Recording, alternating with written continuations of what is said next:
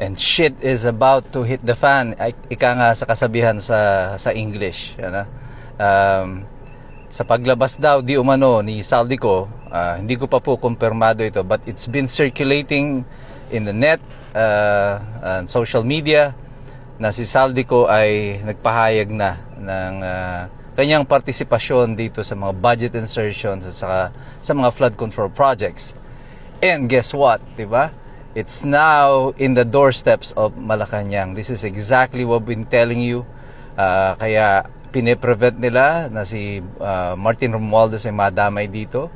It has to end with Zaldico.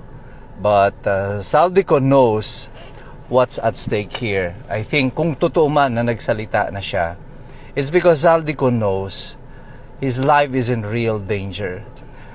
Kung may mga pagtatakpan at mga ayaw madamay dito at ang gusto nila matapos ang kwento kay Zaldico, totoong kailangang mawala si Zaldico. Because if Zaldico is gone, then the story is gone.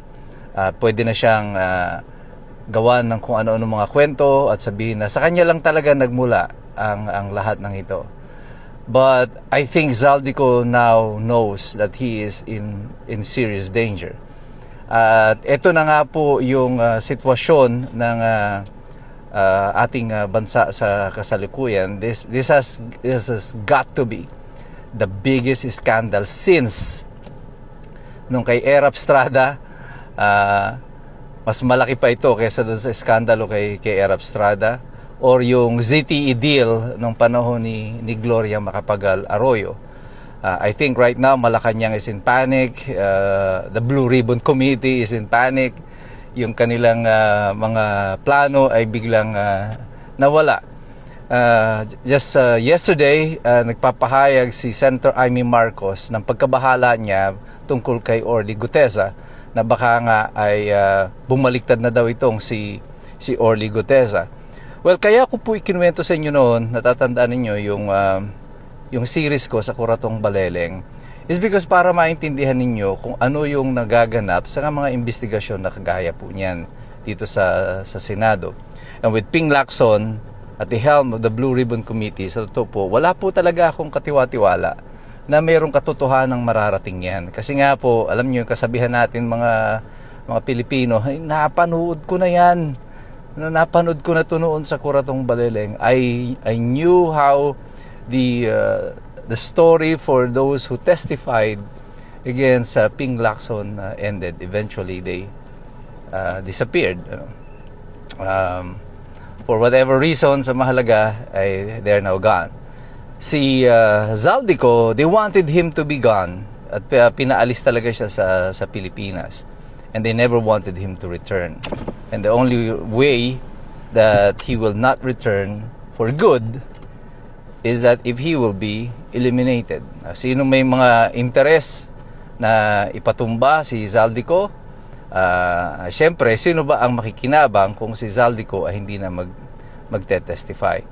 Now, this revelation of Zaldico, again, dahil hindi pa mahirap po kasi magtiwala ngayon sa mga videos, you don't know what is the truth or what is AI, but I saw it being carried by the mainstream media also. I saw it sa News 5 that supposedly Zaldico has issued as a statement. And this will be a turning point in this story, because now yung storya na sinasabi ko na pine-prevent nila na makarating ito sa pintuan ng Malacanang. Si Gutesa, malapit-lapit na siya doon sa pintuan ng Malacanang. Isang kalye na lang ang pagitan. Nandun na siya sa Malacanang. But this time, this revelation of Zaldico is all about Malacanang. It is about the participation of the President, that he knew all along all of these budget insertions. Na yung mga pinagsasasabi niya sa atin, alam naman natin ito na puro kasinungalingan yan. But now, if the testimony of Zaldico is true, here is concrete and solid proof na ang pamahalaan na ito talagang walang ginawa sa atin kundi ang lokohin tayo, pagnakawan tayo, at ngayon pagtakpan ng lahat ng kanilang mga ginagawa. With all of this is a slap in the face of the Blue Ribbon Committee sa ilalim ni Ping Lacson, ni Tito Soto, ang ICI at lahat ng mga miyembro ng Kongreso at pinilit na pagtakpan ang lahat ng ito, ng pangyayari na ito. Alam nilang lahat ito kung anong nangyayari. And now, the truth is out. And we're just a few days away na with the scheduled massive rally that is scheduled in Quirino and in the People's Shrines, sa EDSA Shrine. I think yung itsura ng lahat ng ito ay magbabago. It will change the complexion of how this is going to happen. Kaya sabi ko sa inyo, kapitbayan, I've told you before, paulit-ulit ko sinasabi, this is gonna go down very fast. Mabilis po ito mangyayari because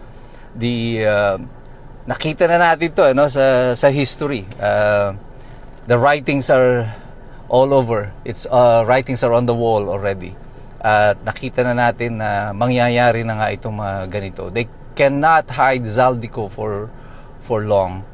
And they cannot hide the truth for long. Eventually, the truth like water will find its way out. And it's now coming out. Kaya in a few more minutes, a few hours after this, makikita nyo mag-explode lalo ang social media. Malacanang will again try to do their thing. Sina Claire Castro, create a spin, twist this, at paikutin ang storya nito. But I think as the day goes by, palinaw ng palinaw ang storya. I'm just praying that Orly Gutesa is still okay and his family. Gaya na sinasabi ni Senator Amy Marcos. Let us pray for Orly Gutesa. His people have stood up and they are now in trouble. Nakita po natin yan sa maraming mga investigasyon na lalo na pag dyan sa Senado at hindi mo kakampi itong Senado at meron silang pinagtatakpan. Eventually, sila ang mga napapahamak. Yung mga whistleblowers, sila ang mga napapahamak. And this should not be. Dapat nagkakaroon ng proteksyon itong mga tao na naglalakas ng loob na i-reveal kung ano ang totoo, kung ano ang tama. And so, let us pray for the nation and continue to participate, continue to engage. Ito yung sinasabi ko sa inyo mga kapatid, mahirap makialam ang taong walang alam. At least now, you know. God bless you, God bless us all. Mabuhay ang Republika ng Pilipinas.